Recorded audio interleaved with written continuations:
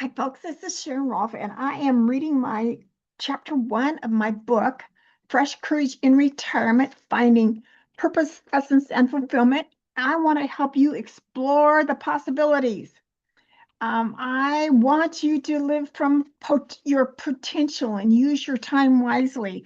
And please like and subscribe on my YouTube channel if you're watching this.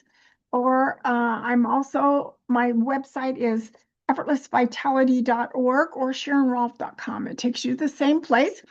And I have I'm delighted to be able to read my book to you because I want everybody to be their best. And my book helps you think about, I love to help people think of what could you be doing with your untapped potential and free time.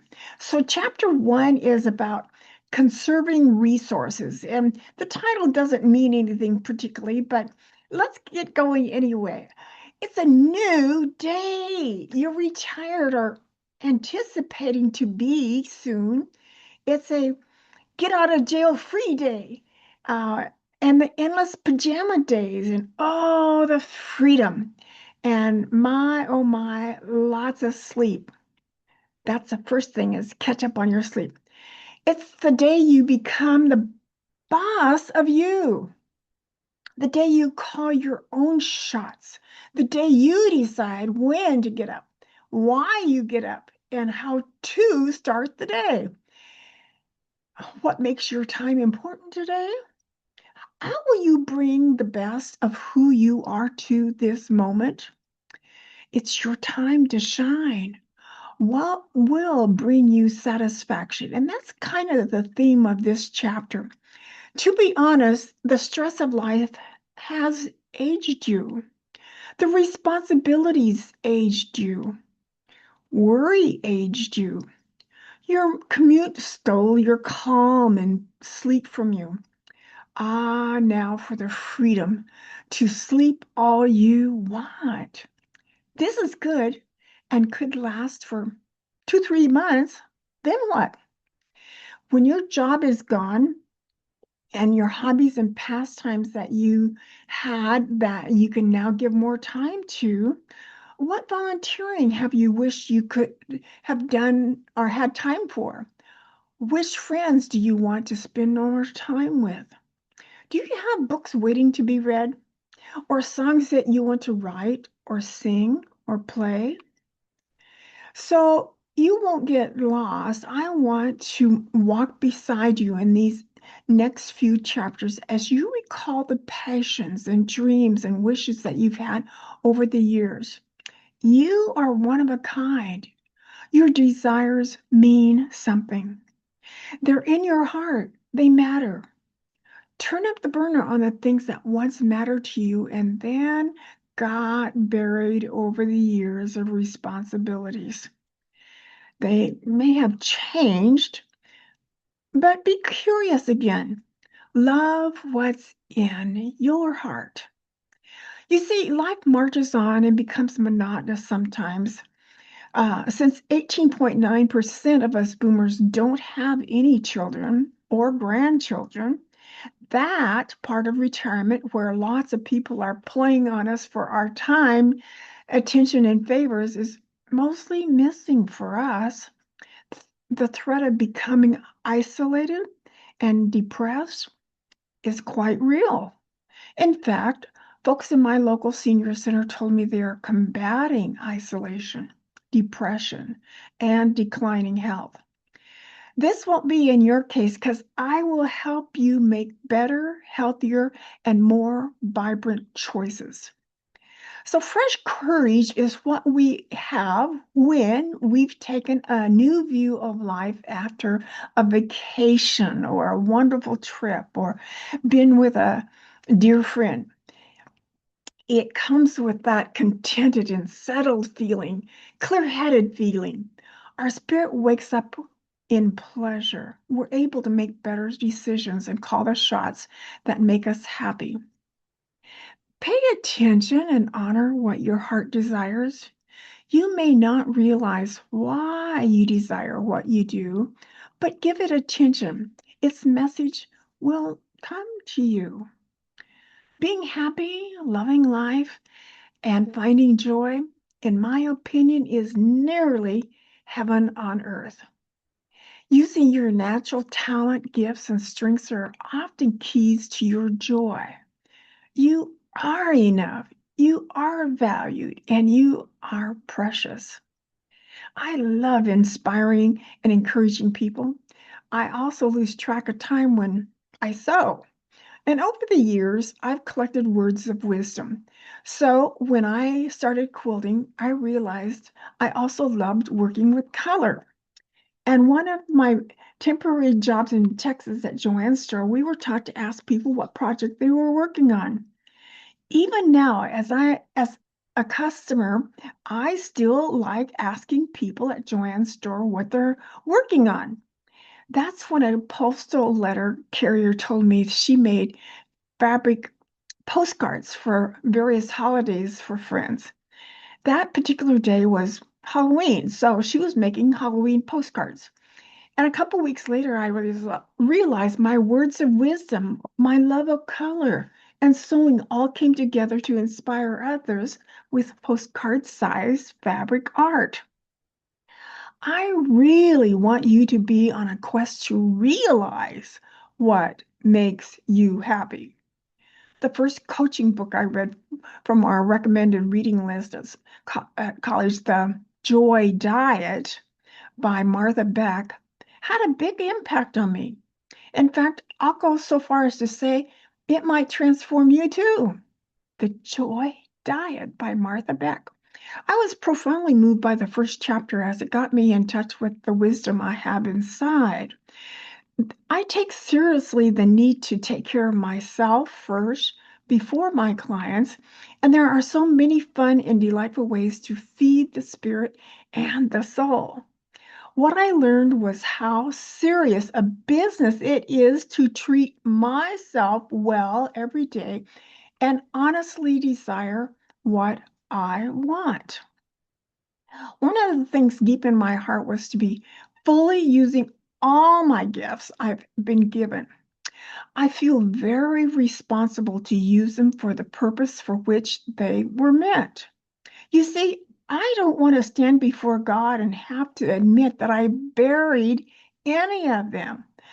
I don't want that for you either. Would you be willing to be curious about what your talents are and how they could be used to serve others? We change when our brain lights up, like when we're serving others. When I realized I could get paid to use my talents while living my joy and service to others, it seemed like heaven on earth.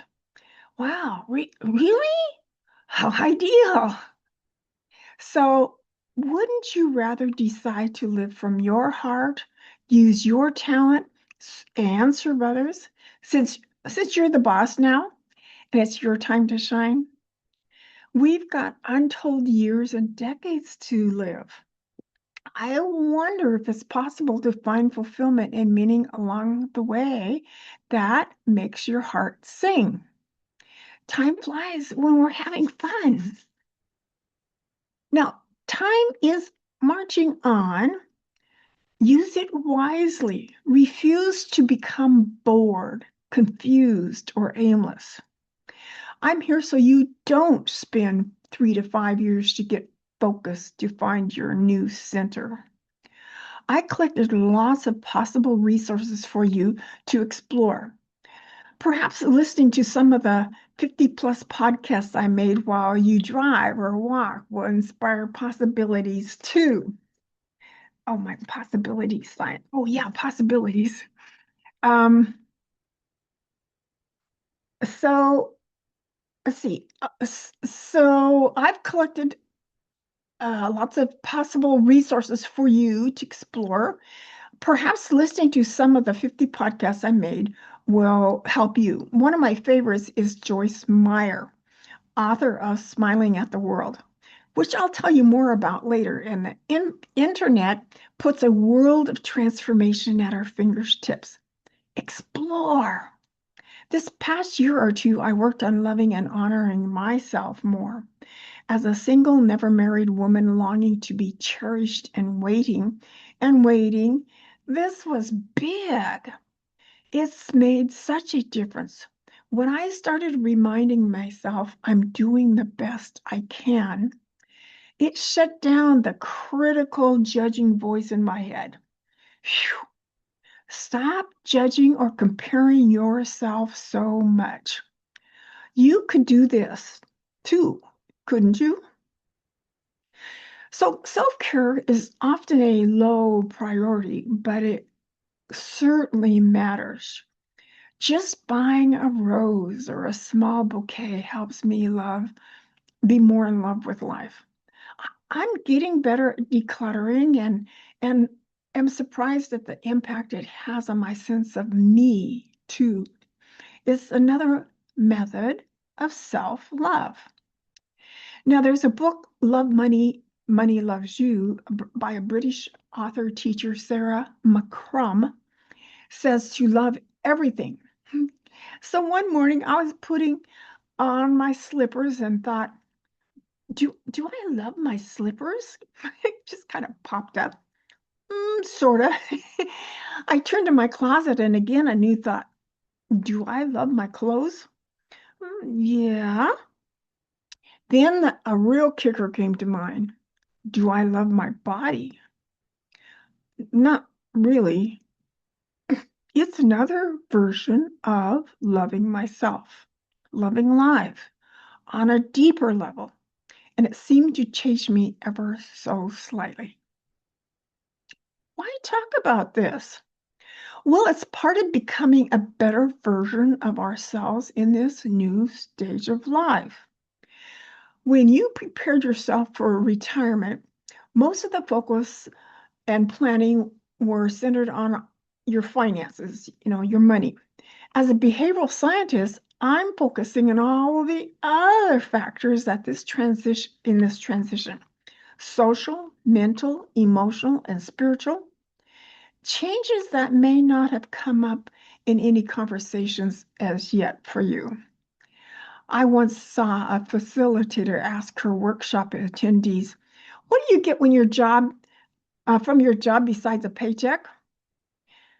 Their list of 30 to 40 things is an example of the rest of the story.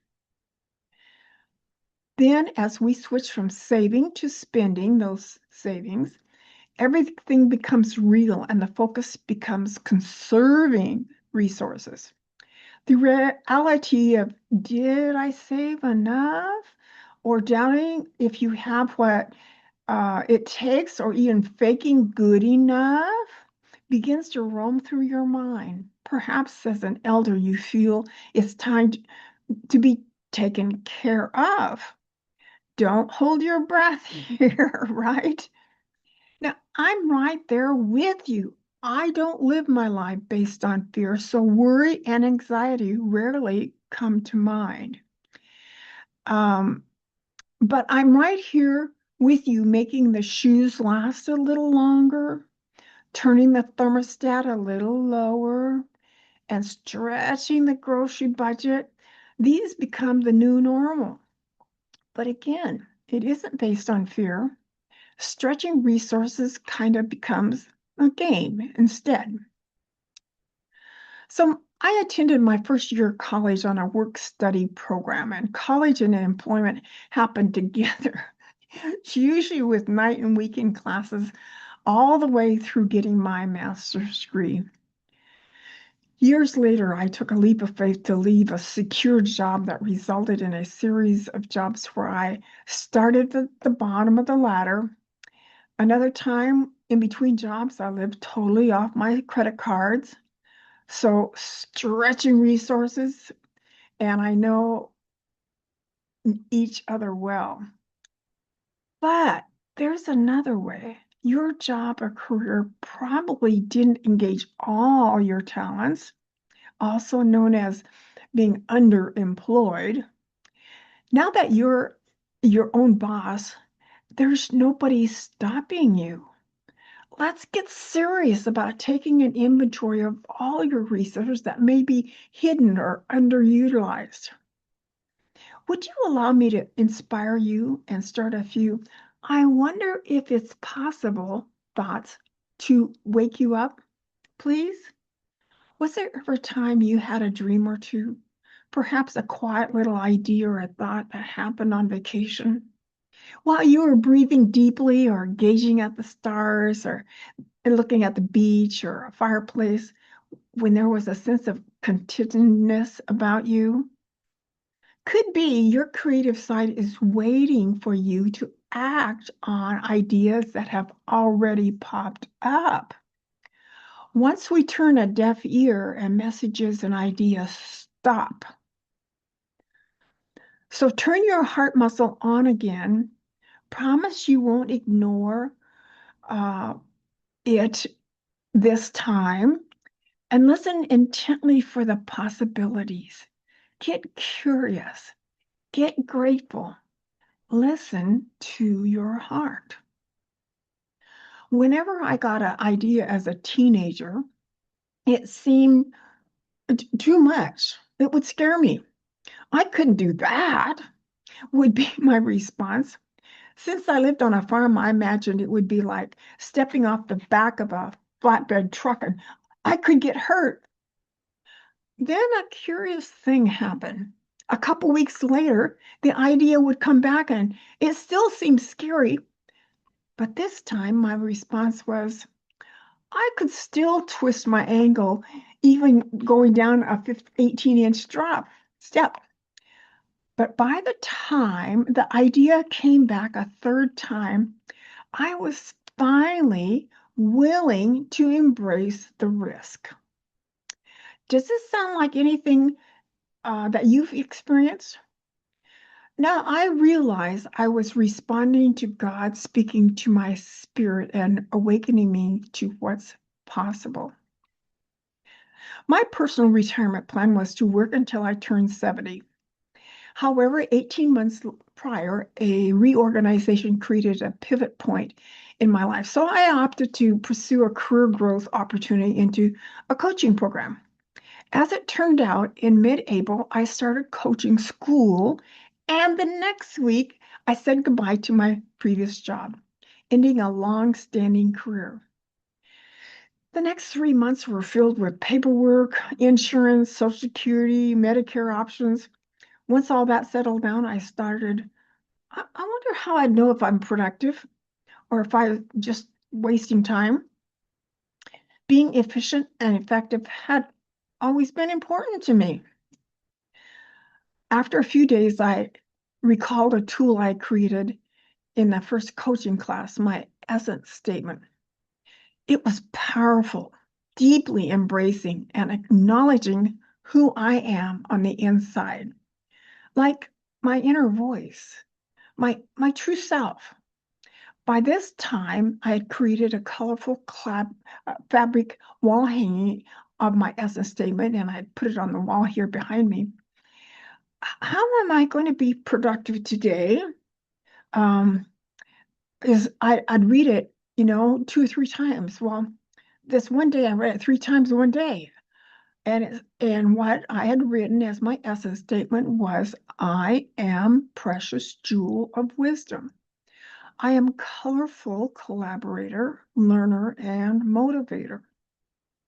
I am tranquil, authentic, and pure inspire. I light fire. Gradually, I realized it helped to center me. Whenever I lived from my essence, I'd know each day would be good, right, and productive. It was like putting on a new jacket and owning this new me, this new awareness, this new life, and being true to my best. Good. About 6 to 8 months into the coursework, I returned from my lunch break and said to no one in particular, it's not okay to be invisible, as I stomped my foot and slapped the table. Wow, where did that come from? I surprised myself. Now, years later, I recognize it was the beginning of my caterpillar to butterfly transformation process. As an introvert and a middle child of five, being invisible came naturally. I didn't want to rock the boat and get into trouble growing up, so I got good grades and was always obedient. So not being seen was sort of a good thing. Besides, my sister got the attention that repulsed me. So life was okay. Then buckling down to college, work, apartments, cars, furnitures, bills, etc., into the rhythm of being responsible for my shelter, education, and travel. My only self-expression came from sewing and baking. Expecting growth at work initially came passively, believing my boss would advance me in time. In time, I sought out opportunity to grow through Toastmasters training and Dale Carnegie courses to prepare myself for more. And the steps to be seen were gentle, slow, careful. Yet I did take some risky choices and express my individuality thanks to my sense of adventure, traveling some. One of my favorite extracurricular ventures has been singing. So I went on a national quartet convention trip to Nashville. Yes, Elvis was in the house, and to Australia as a member of a church choir tour. But at work, as an introvert, being steady, reliable, and responsible in a logical, professional way was accepted, expected, and normal progress. The one big risk at work to be seen came when I had a boss who encouraged me to try new ideas that I had come up with. He created a safe space for me. The day I showed him my fabric art blocks was daring and vulnerable moment. I was nervous and scared and shocked when he didn't shoot it down, but left the door open to see where I'd go with it. When an opportunity to participate in an employee involvement event on the production floor at Boeing came, I created a series of art blocks with one-liners based on trust in teams, and it turned them into a display posters. I stuck my neck out and lived to tell about it. Whew. Another risk was giving a 10-minute speech before managers of employee involvement teams, daring to speak the truth and challenge them on the future of our empowerment program. So after stomping my foot in the classroom that day, there wasn't a big behavior change on my part until a year later. I decided to give myself a 70th birthday party, and my theme was becoming visible. My coming out party, complete with a speech. But the one photo that most expressed becoming visible to me was taken later at a Christmas party. I started a meetup group 6 months before, and about 25 people came to our first party. And when they raised their glass and made a toast to me, I was deeply touched. You see, I was the reason they'd met each other and they were expressing their gratitude. I still cherish that moment. And I do have a picture of that, and it always warms my heart. My message here is that it takes courage, vulnerability, and heart to let others see your unique gifts, contributions, your dreams, and passions.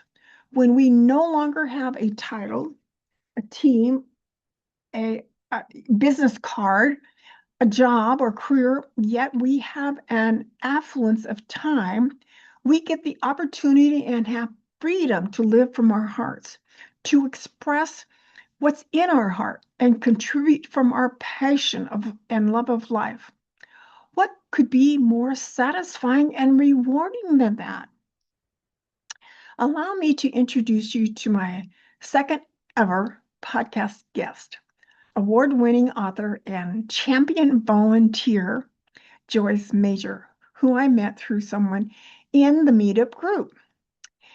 In her words, jumping out of life, my shoes, my houseboat, and my career, I decided to celebrate my life with the gift of freedom for a full year and perhaps, just maybe, do a bit of good along the way. Now, Joyce claims she's a slow adjuster, not a tourist. She wanted to have time to actually unpack her suitcase, know where she was, and get a chance to know people. She wanted to volunteer. Now, not having traveled much, every single country was an option. So the hard part was narrowing down the choices.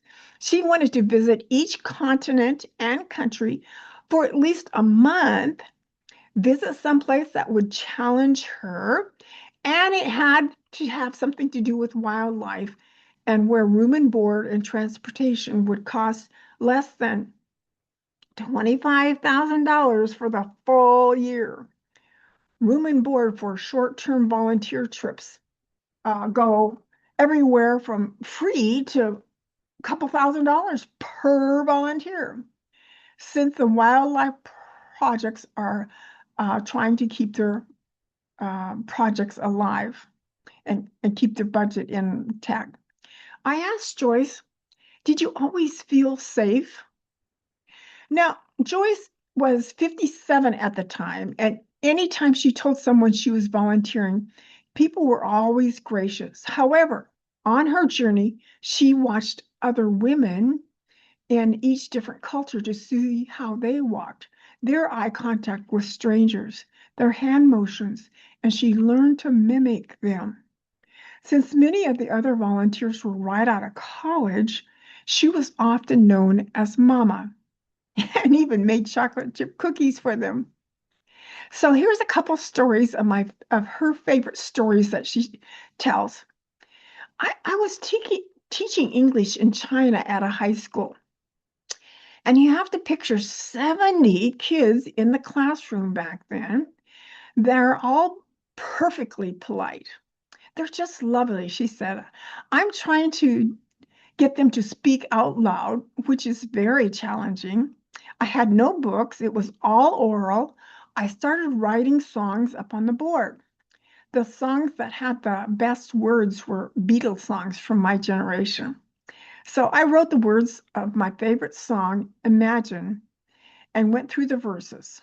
First, I said it, and then they said it. Then I would say it again.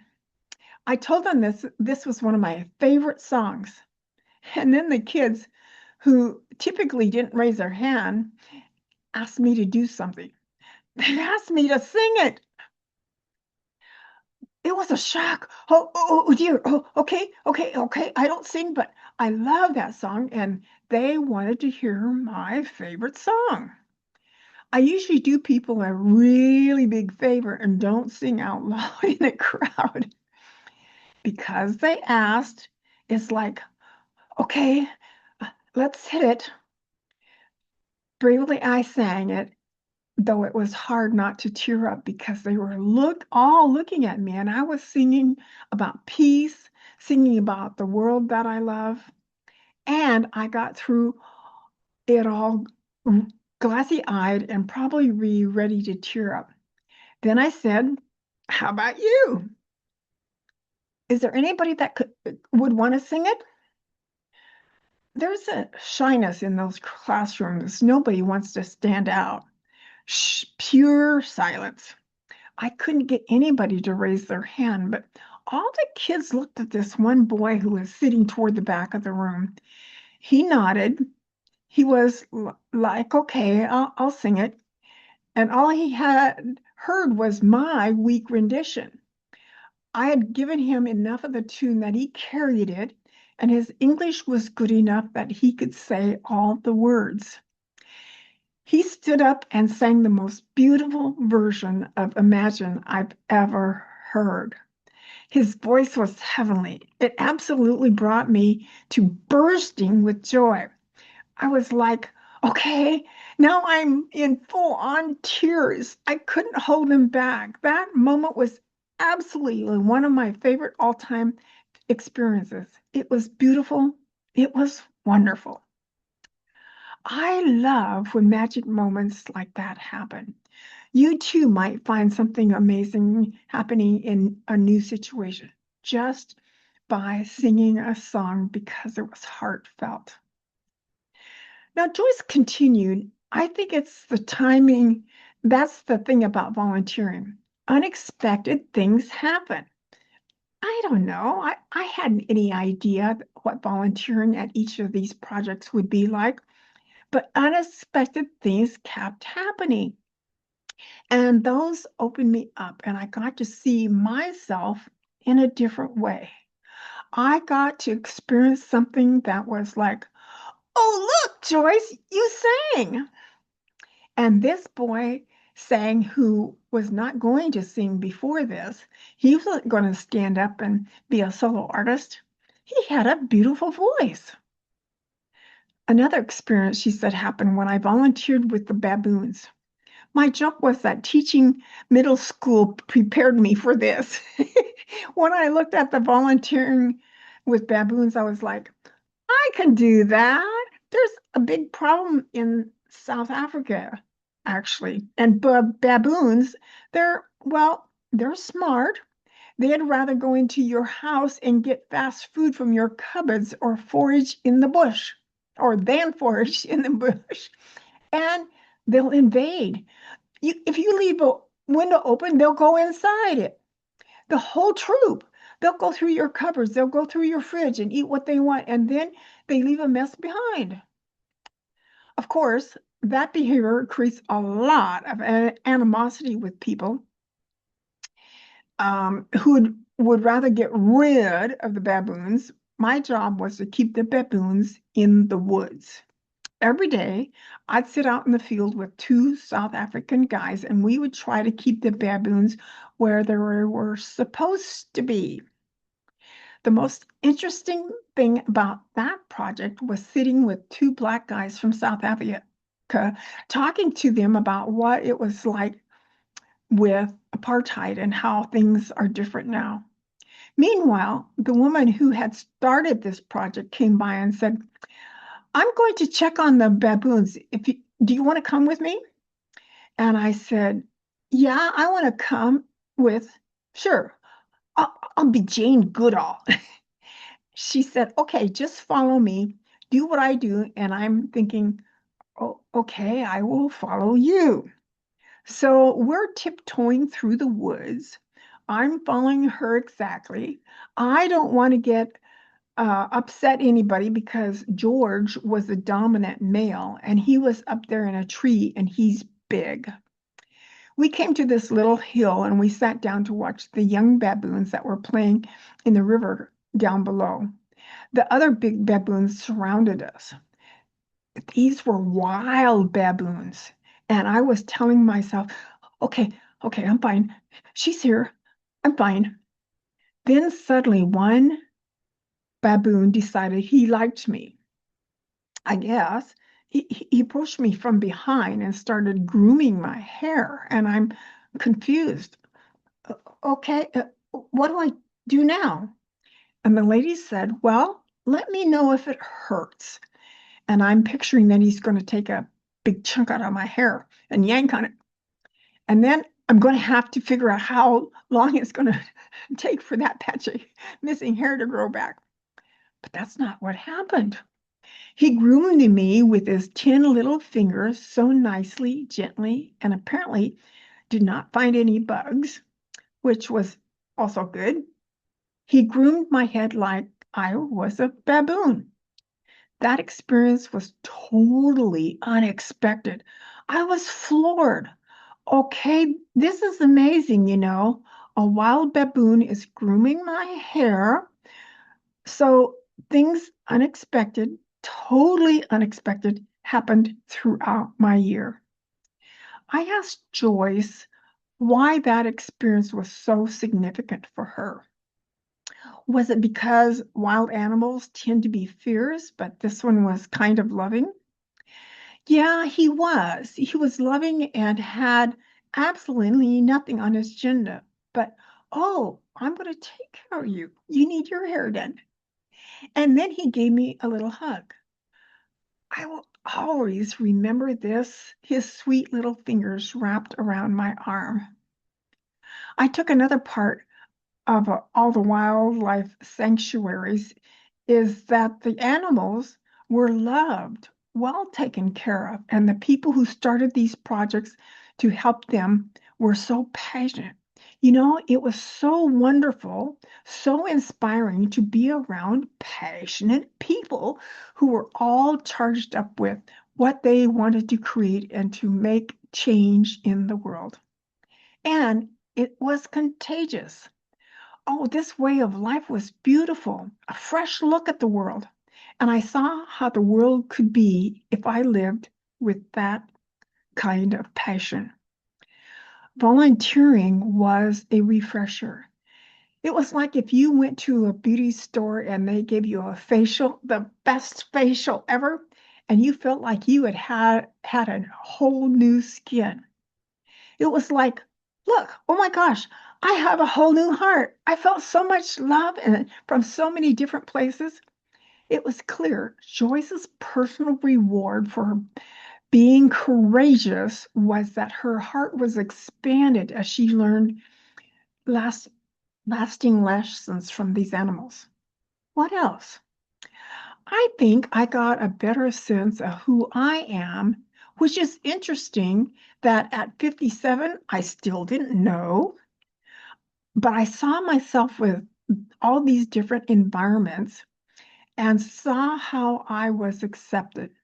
I really loved learning that being somewhere where I didn't know how to do things was good for me. I didn't know how to feed monkeys or make their food for them. And I didn't know how to teach Chinese kids English. And when I was a reporter in Ireland, for certain, I didn't know how to write a story. My rewards were vast. I came back refreshed. It's like I had gotten this whole beautiful feeling of what the world is like. And I was so proud of myself for actually being brave enough to travel the world for a year. Now, if I can only get everybody out and doing something they don't know how to do. I was doing all these new things and I was totally uncomfortable, but people were kind to me. All the people at these volunteer projects were gentle. The kindness that they gave me was good for me. My intuition told me that my growth needed to come from being out in the world. I needed to see different cultures. I needed to see what was important in different cultures, how they responded to each other, how they loved each other. That's what I needed. My little soul was saying, go do that choice. I think that's the thing. Whenever, whatever people hear from their souls, we need to listen and know what the melody is. Then I think we get our soul happy and we can feel good. We need to question, wow, what would it take for me? Relate to your being a learner and paying attention to how other cultures affect you, even the animals. What can I learn from each animal? I feel part of the world now. Going to third world countries, I saw the joy that people create by living in the day. I will never forget the smiles in South Africa and how they were present with me. I mean, I could just talk to them and we looked at each other. And the same thing actually happened in a lot of places where we were just in the day. Maybe I was thinking about what was going to happen next, or maybe I'm thinking about what just happened. But how often was I really looking at somebody and saying, I'm here, right here? The trip had a profound effect on my spending. Having more, getting more, spending more, earning more all became less important. Life became about finding passion and helping others and figuring out how to be in the moment more often. Joyce Major's children's book, The Orangutan Rescue Gang, is a perfect adventure for fifth graders. And I have some websites here. For your volunteering trip planning process, try these websites. Help.net, HELPX.net. Another one is www.B like Victor, F like Frank, P like Peter.org. And third, www.wwoof.net. After hearing Joyce's story, could it be possible you're ready now? Think of all these amazing resources at your fingertips now. Perhaps the limitations from the past aren't in the picture now. Anyway, I wonder if it's possible to turn your focus on engaging your latent resources to become fully seen. Maybe being a volunteer is not your calling at the moment, at least not on a global scale. There are plenty of resources right at your doorstep seeking your help and a place to start. So I've got a list of a few actions to take. At the end of each chapter, I have 4 or 5 ideas. So action to take. Prime the pump with a list of things that give you pleasure and joy. Start as young as you can remember to make this list. I was surprised one day after coming back from being away over a weekend that when I went to my patio to water my geraniums and petunias, I became aware that, oh, growing my plants gave me joy. What gives you joy? Another thing, make a list of things that you're grateful for. Recall over your life people you've admired. Make a list of 6 to 8 people alive who have passed on or who have passed on. What is or was it about them you admired? And 5, imagine you're unleashing not only your heart, but also your joy. Entertaining the possibility and being curious as a new component to your days. What could be possible? Okay, and then I came across something called high five test. You know, we kind of like high five each other. Well, it's HTTPS colon // HIGH number 5 TEST.com / and it applies positive psychology strengths and discovering what you are naturally good at. Could it be that ignoring your heart is also ignoring your source of joy and creativity? Let's trade your caution for curiosity. I sometimes wonder if depression is our spirit being disappointed and are holding ourselves back. So let's perhaps take a risk and listen to your heart. What matters with spending money is not now being careful, but not always worried, being honest, but not tight, accept help or find other ways to give birthday gifts. Don't invite any negative what if games to trouble you. Besides, worry just makes your brain waste your brain power and heartbeats. One of my favorite lines is worry is a misuse of imagination by Dan Zadro.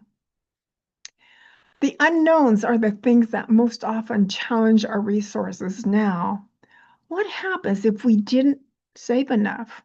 What if I fail? What if I can't be there for my granddaughter's wedding? Or if I need to take a trip? I wonder if more gifts could be made or written instead of bought. Or maybe I can alternate years for taking trips or seeing the kids. Think about the possibilities. Thanks for watching. End of chapter 1.